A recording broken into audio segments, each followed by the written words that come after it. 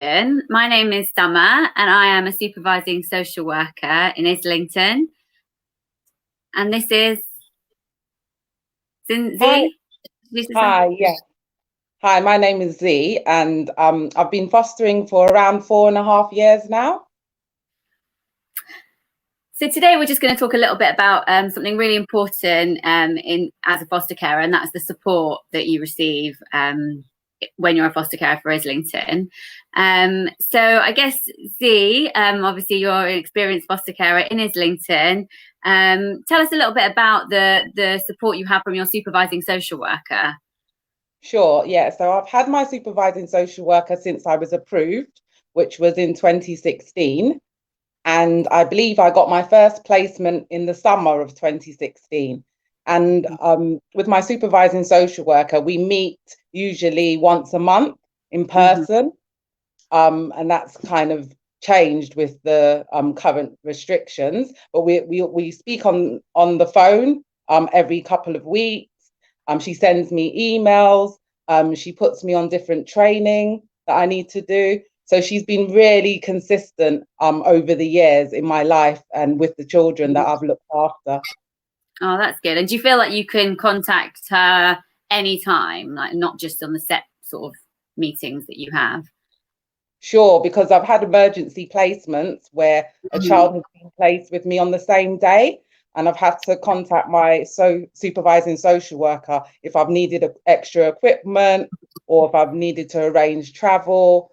So she's been really helpful and really supportive. I've been able to reach her late at night, early in the morning. And if I haven't been able to get her on the phone, she's always going to call me back. So it's been really, really consistent. Oh, that's good. And it sounds like you obviously supervising social workers give a lot of practical support to you, don't they? And in terms of your sort of supervisions, they can be quite reflective as well, can't they? And you can kind of think about how you're feeling and how the young person you're looking after might be feeling. Do you feel like you're able to kind of do that with your supervising social worker? Yeah, because every placement's different. So she will ask me, how things are going, what's going well, what do I need help with? And she's able to kind of pinpoint areas that I might need extra support in. So she'll put me on different trainings that kind of is tailor-made to that young person. So I feel really supported by my supervising social worker, and she always checks in with me as well to see how I am. And yeah, I thought it's really great that I can talk to her and lean on her for that support. Oh, that's good. And I guess that the fostering team also have a 24-hour support line number that you can call any time of the day. Do you feel like you've had to use that much, or do you feel like reassured that it's there if you do need it? I'm definitely reassured it's there. I've only ever had to use it once, and that's with more of a challenging placement. But other than that, I've never needed to use the emergency line. But it's great that it's there because as foster carers, we do need that support, that 24-hour support. Yeah, and do you feel that the team in general are accessible? And if your social worker's not there and you needed to talk to somebody, are there other people that you feel you could talk to in the team? Yeah, there are. I've met so my supervising social worker, I've met her manager, and I've been able to contact her manager when my supervising social worker has been away. And so it's good that I've been introduced to like the team so that I can contact different people and I'm familiar with different people in the service. Oh, that's good. And I guess one of the things that Islington offers are support groups for foster carers, and there are lots of different support groups based on the child that those carers may be looking after. For example, the baby carers support group, the 3 to 11 support group, teenage support group, unaccompanied asylum seekers, and the induction support group, which is something that foster carers go to when they first join Islington. What support group do you go to, Z, and how do you find it?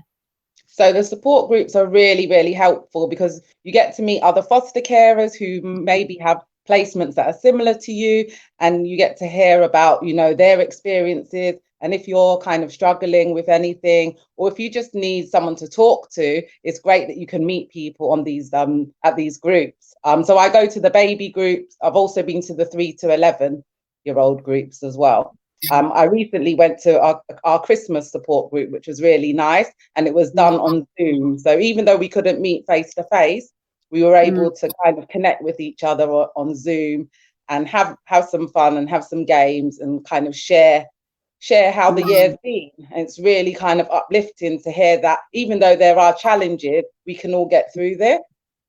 Yeah, that's nice. That's reassuring. And I guess a lot of foster carers in Islington also do support each other. You're really supportive group of foster carers, and you're involved with IFCA, which is the Islington Foster Carers Association. Can you tell me a little bit about that and how you guys support each other and work together through IFCA?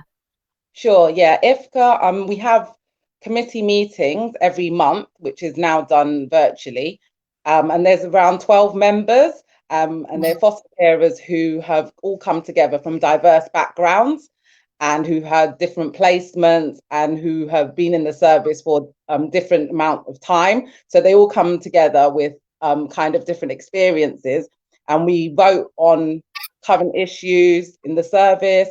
We talk about events that we can put on.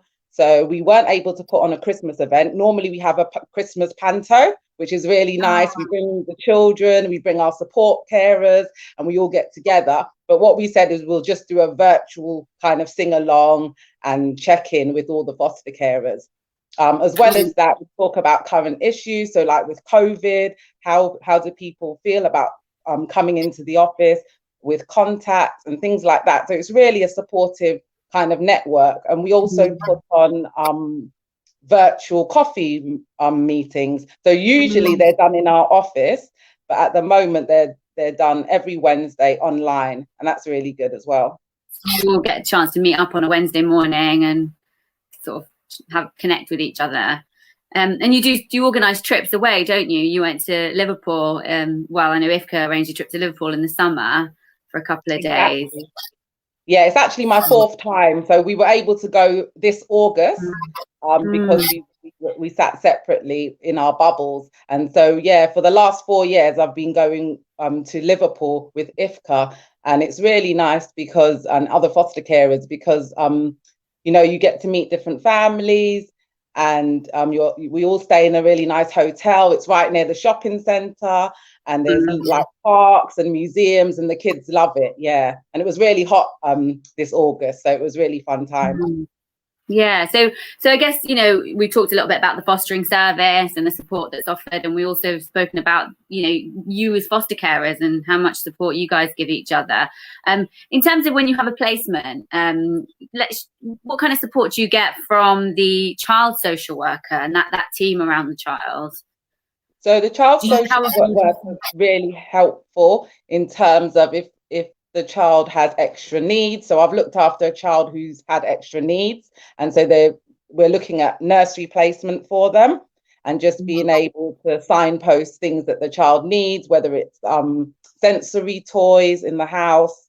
And so the child social worker has a really good idea of the background of each child that comes to live with you, and like the family background. And so she's able to give you as much information as possible.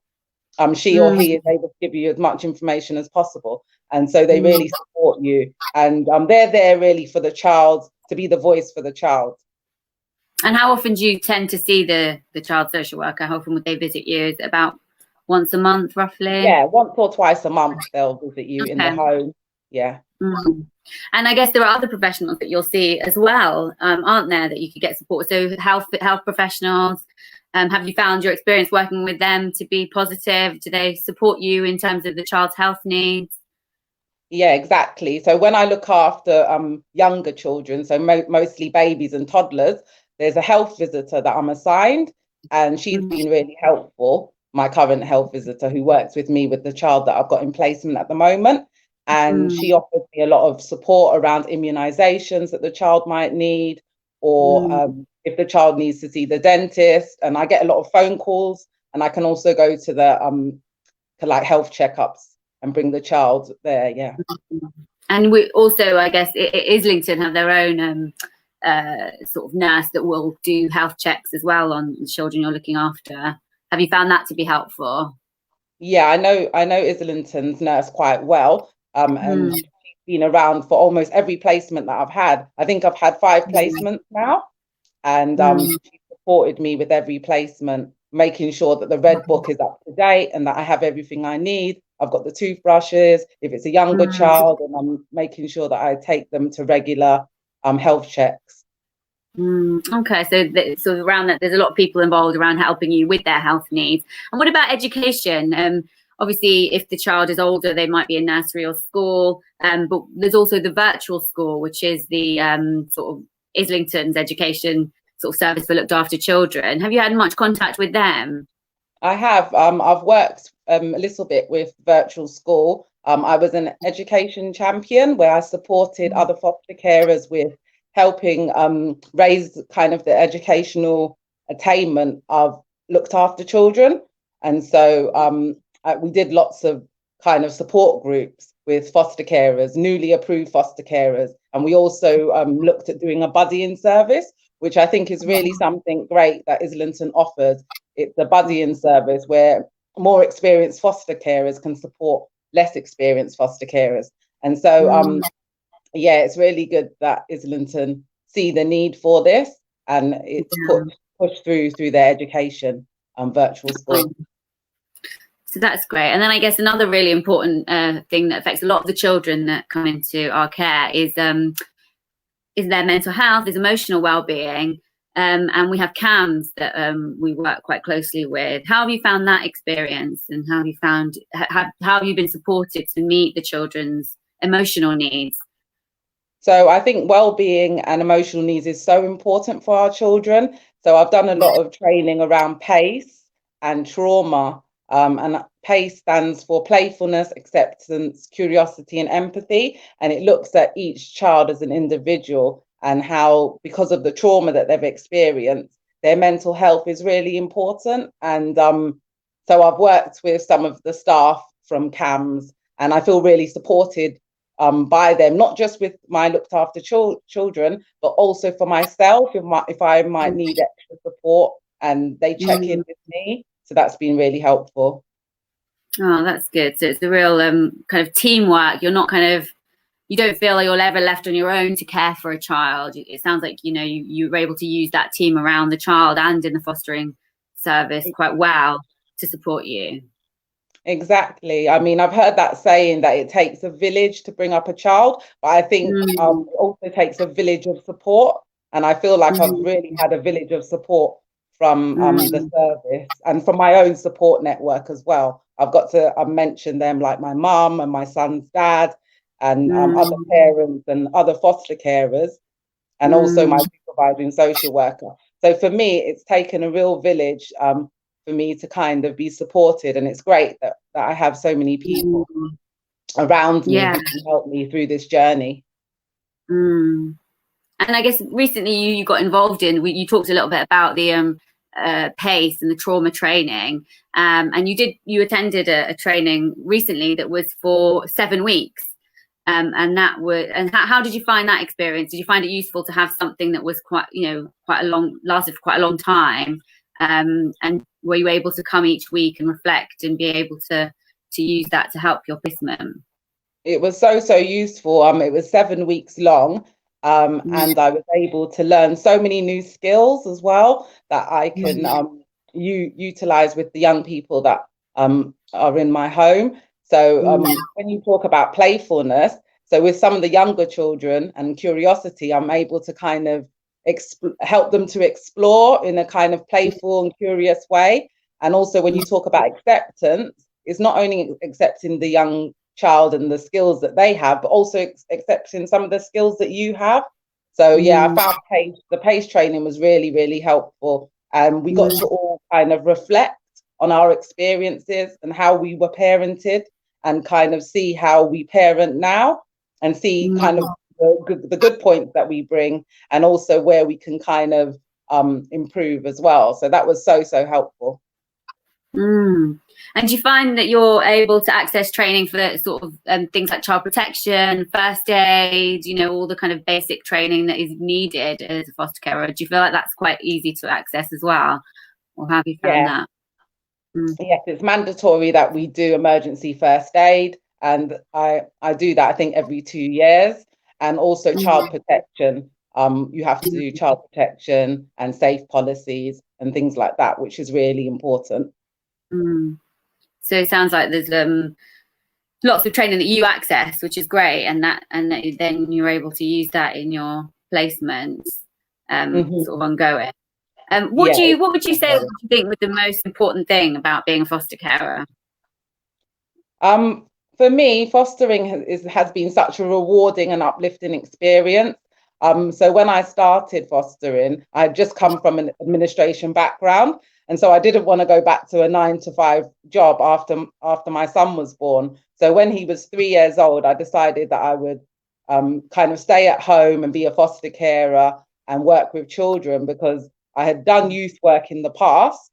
And I really wanted to go back into youth work and supporting young people. And I wanted to be around for my son. My son is almost 7 now, and we've had 6 placements. And I think it's just enriched our lives.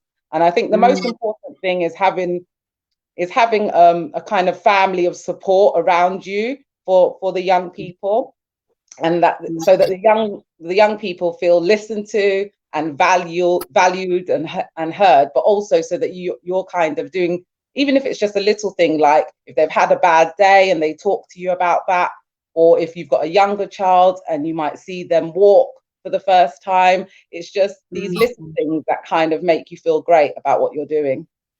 So it sounds like you feel very satisfied with what you're doing, and it's very rewarding for you. Yeah. Oh, well, thank you so much, Z. We, as Islington, I'm sure we do really appreciate you and all our foster carers. If anybody else is interested in fostering, there's an email address and number at the bottom of the screen that you can contact and have a chat with one of our team, just to see how you feel and see if you wanted to move forward. Z, is there anything else that you wanted to add? Or yeah, just to say it's been a great experience, and yeah, it's been really rewarding for me and my family. Thank you. Okay, thank you. Okay.